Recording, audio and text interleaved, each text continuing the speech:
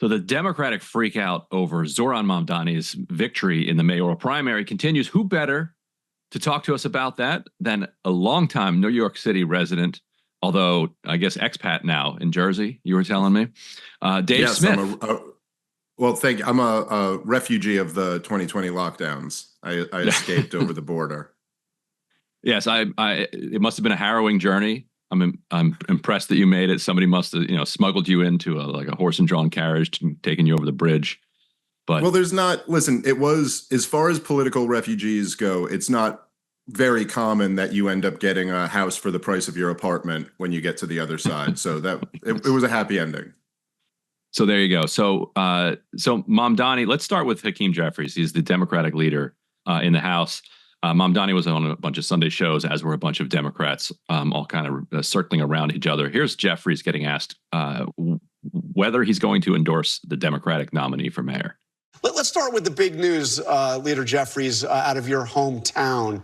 Mamdani won a big victory. Have you endorsed him yet? I have not.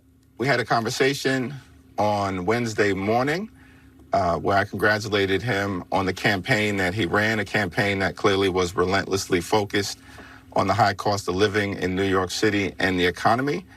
He outworked, he out-communicated, and he out-organized the opposition, and that's clearly why he was successful. So what's holding you back from endorsing him right now? Well, we don't really know each other well. Our districts don't overlap. Globalizing the Intifada, by way of example, is not an acceptable phrase, and he's going to have to clarify his position on that as he moves forward. With respect to the Jewish communities that I represent, I think our nominee is going to have to convince folks that he is prepared to aggressively address the rise in anti-Semitism in the city of New York, which has been an unacceptable development. Before we get into that, let's roll in Eric Swalwell and then talk about some of this. So Swalwell ran. Many people do not know this. He actually ran for president at one point, tied with Kirsten Gillibrand for the most forgettable presidential candidacy in American history. Nonetheless, he did. Here he is on the Sunday show, sporting the new Democratic thing, trying to look regular with a beard. And frankly, stylistically, and I'm not a socialist, and I don't associate myself with what he has said about the Jewish people. I think the reference that I had read was global intifada specifically, which has very serious meanings that are violent and destructive. So, which he says, and I pressed him on this on the show on Monday, but which he says are not calls for violence, because intifada is a much broader term involving all kinds of uprisings and resistance and things like that. So I just want to be clear about how at least he defines it. But I do also want to be clear that he said he does not support violent intifada. Is that fair? So Brian, I didn't hear your exchange with him, but if I was speaking to him directly, I would simply say that is not how the words are received. And it doesn't matter what meaning you have in your brain. It is not how the word is received. And when you use a word like intifada to many Jewish Americans and Jewish New Yorkers, that means you are permissive for violence against Jews. What specifically has Mamdani said that you think is anti-Semitic? Pro-Hamas. Hamas is a dangerous terrorist organization. Yes, when did he praise Hamas? I don't recall him ever praising Hamas. There's several videos, even during his days of being a rap artist, of praising Hamas and other terrorist groups. And so a little research, you'll be able to find it. Do you condemn that phrase, globalize the Intifada? That's not language that I use. The language that I use and the language that I will continue to use to lead this city is that which speaks clearly to my intent, which is an intent grounded in a belief in universal human rights. And ultimately, that's what is the foundation of so much of my politics, the belief that freedom and justice and safety are things that, to have meaning, have to be applied to all people, and that includes Israelis and Palestinians as well. But do you actually condemn it? So Eric Swalwell there probably had the most egregious and unsourced claim there, where he said, I take issue with things that he has said about the Jewish community, which he's never said anything negative about the Jewish community ever. Like, nobody's even, until Swalwell accused him of that. He can't point to anything. I reached out to his office to see if they would point to anything, and they haven't gotten back to me yet. The Gillibrand one I wanted to get your take on, because if you take the anti-Semitism debate out of this, the language that she was using there feels ripped out of like 2019, 2020 cancel culture. So like, it doesn't matter what you think the word means. And what's so crazy is that we're talking about an Arabic word, which means resistance. Like that's not, there's no debate. That's what the word means. You can go to Google Translate and put in intifada. It means resistance. But according to Gillibrand, it doesn't matter what it means. What matters is how it makes people feel on the other end, which to me is the very familiar cancel culture language. And she even then says, we have the same thing when it comes to Black, brown, and LGBTQ communities. We understand. So she's making the argument to the left, like, you guys have adopted this cancel culture rubric. This fits into it, so you should cancel him. What I'm curious about, for people who've been critical of cancel culture, how are they squaring this language policing around Mamdani? Well, Ryan, it's a good question. I've been asking that question for about 2 years now, across huge swaths of the political, portion of Americans that are supporting Israel. Nobody seems to have an issue squaring. It's just, we will just pretend that everything we stood for 5 minutes ago doesn't exist and move on.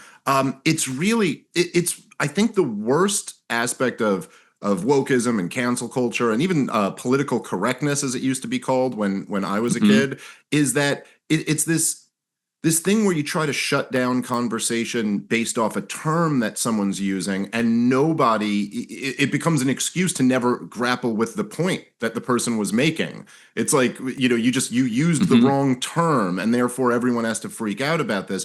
But what's really, truly remarkable about this race to me is there's this denial amongst the Democratic establishment of how bad the situation is for them.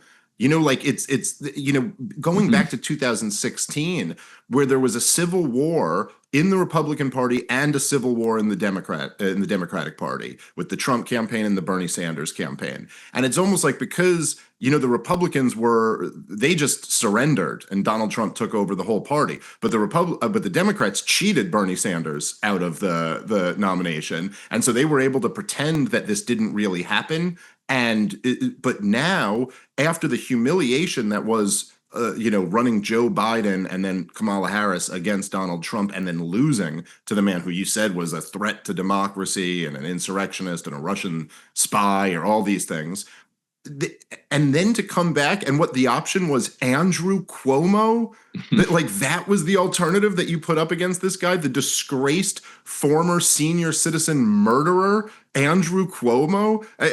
And anyway, everybody's ignoring the obvious here, which is that Mamdani ran a campaign about the unaffordability of New York City. It's clearly the number one crisis. And I certainly disagree with a lot of his solutions, but at least he's talking about it. And then it's like they're beating up on him at the debate by saying, but you won't commit to going to visit Israel. Or we're having some debate about whether he favors a two-state solution or a democratic one-state solution. I mean, who cares? This is a mayoral race for New York City. And so even trying to make the major issue whether he uttered the phrase intifada instead of using a different term, which I've never even heard him use the term. Right. And at this point, I totally tune this out. I hear every single day that I'm a Hamas supporter, which is not true. I've never supported Hamas in my life. I don't hate Jewish people, but this is, as you know, in America, everyone who's critical of the Israeli government gets this stuff labeled. And I just think it's gotten to a point where it's meaningless. But even if he had said the term, who cares? What's his plan for the city? And every time I've ever heard him asked about Jewish people, which he's asked about all the time, he always gives the right answer and says he's critical of the policies of the Israeli government, but has nothing against Jewish people. So the whole thing just seems to be this like impotent flailing around where they can't take on anything of substance.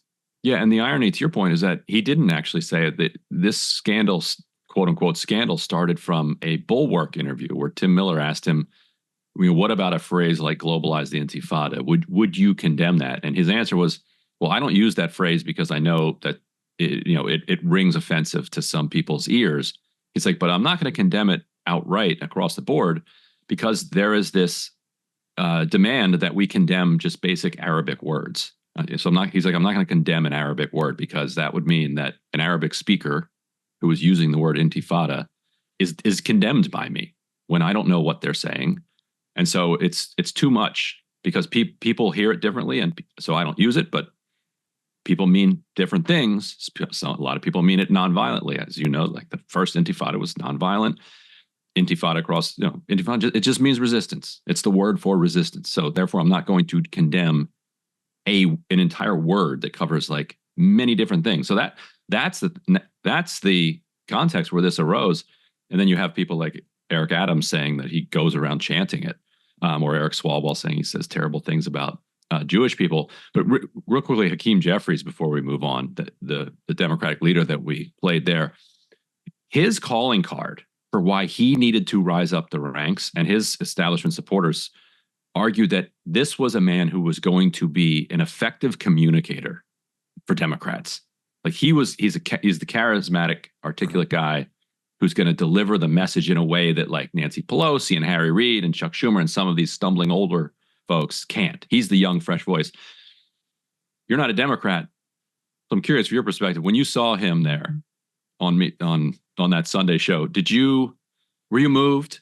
Did you feel like, okay, this is a communicator that is finally going to break through to the American public? Yeah, it really just pulls at your guts and your heart and it's just all so ridiculous, man. And I think this is one of the things that because now kind of like the media environment is so much less controlled than it used to be and so much more decentralized, and we have shows like this and lots of other ones.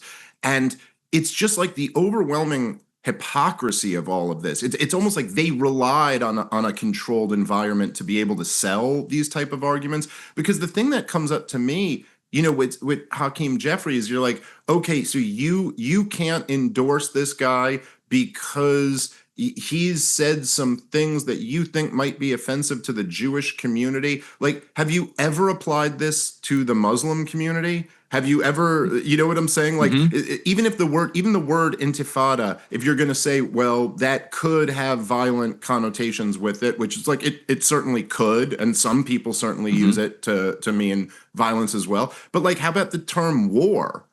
I mean, the term war almost always comes with women and children dying, but yet people can advocate for that, and we don't put that term under a microscope and go, you know what I mean? And people could advocate for flattening Gaza and in the Democratic Party, and like nobody's sitting here and going, well, hey, I got Muslim constituents, I can't endorse this guy, which, like if you were to take that position and then also held the same thing for the term intifada, then maybe I could start listening to you. But again, I think it's so naked and transparent. It's like, no, you're beholden to the war party. And so obviously you don't want to support this guy who's outside of that, even though it's just the mayor of New York City. It has absolutely nothing to do with the war. And what was so amazing, so remarkable about this race to me is that while all the other candidates in the primary debate and the moderators are all trying to get this guy for like not supporting Israel's right to exist as a Jewish state. He insists it must be a democratic state, as if that's unpopular. It's like now somehow you're supposed to convince people that he goes,